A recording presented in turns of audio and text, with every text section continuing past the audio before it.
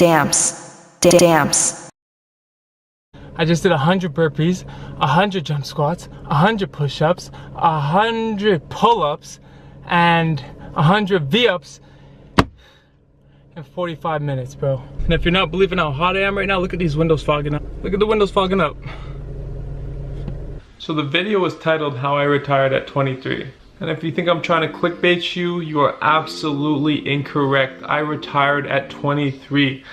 I loved basketball. Basketball was my job. I was in school because of basketball. I thought I was gonna get paid to play basketball. I wanted to be a star. And the team I was playing on, that was not my role. I was dragging my career on, you know, like I kind of knew like midway through that season that I didn't want to play anymore. And I was into other things. Like I started cutting hair and I started like really following brands and appreciating brands for like creating cultures.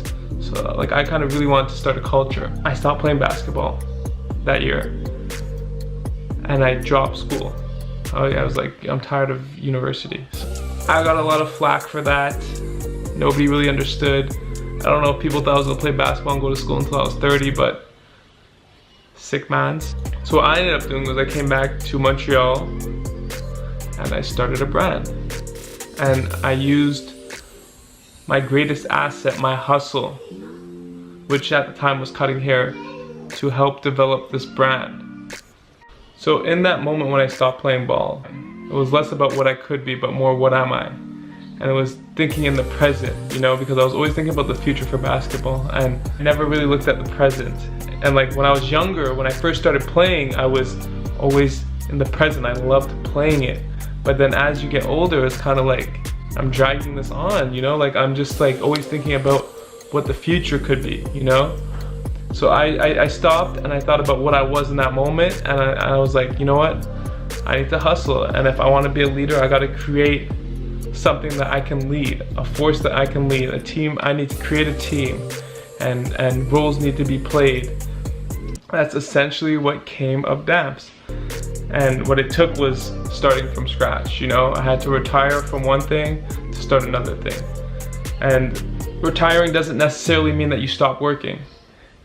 It means that you create a new life and a new hustle. So you could, I don't want to be this anymore, you know? I want to be something else. So I had to take that step, and it's an aggressive step to like stop doing what you're doing and start building something from scratch, but absolutely necessary, bro. If you're gonna have a life that you can reflect on, that you can inspire with, you have to. A style of living, that's what it was more about. Like, I'm not a fan of the spotlight that much. I'd rather be low-key and out of it, but I want to see my work account for something.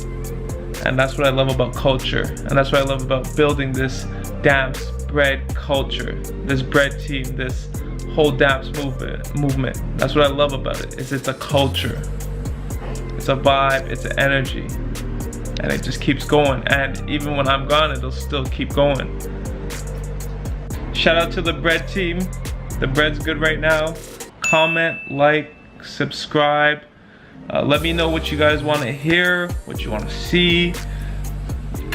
Let's get it. Take crumbs, make bread.